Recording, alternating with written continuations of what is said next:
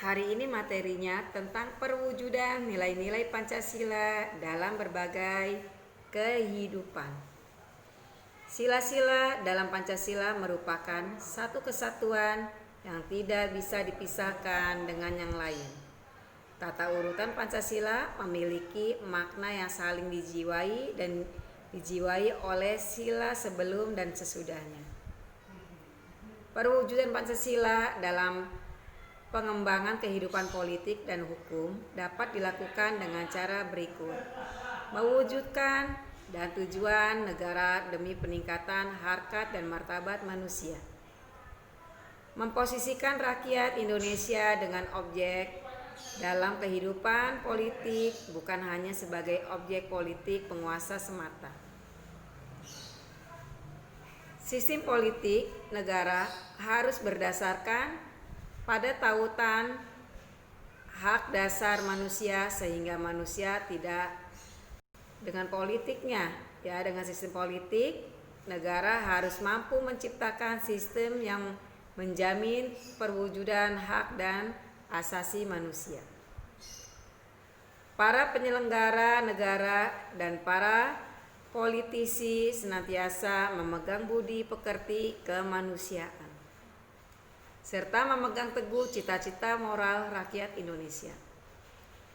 Yang kedua, perwujudan nilai-nilai Pancasila dalam bidang ekonomi, sistem perekonomian, perkembangan, yaitu sistem ekonomi yang dijiwai oleh nilai-nilai Pancasila. Ekonomi dapat dilakukan dengan cara berikut. Sistem ekonomi dengan senantiasa berdasarkan pada pemikiran untuk pengembangan ekonomi atas dasar moralitas, kemanusiaan, dan ketuhanan. Pembangunan ditujukan untuk meningkatkan derajat kemerdekaan manusia dan kebebasan spiritual. Menciptakan sistem sosial budaya yang beradab melalui pendekatan manusia secara universal. Perwujudan nilai-nilai Pancasila dalam bidang pertahanan keamanan. Dan inilah gambar-gambar tentang yang ada di dalam politik. Ya. Kita mungkin sudah pernah mengalami tentang adanya pemilu yang ada di gambar ini. Nah, terus perwujudan nilai-nilai Pancasila dalam pembangunan bidang dilakukan dengan cara pertahanan dan keamanan.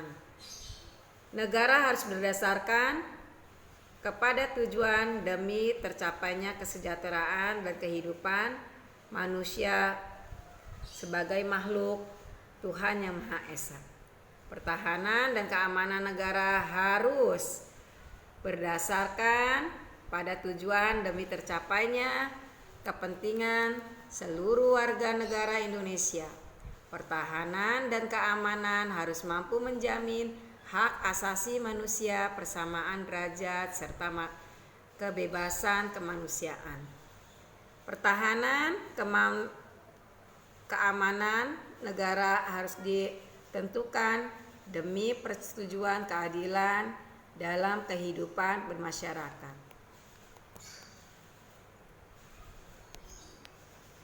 Oke, pertanyaannya,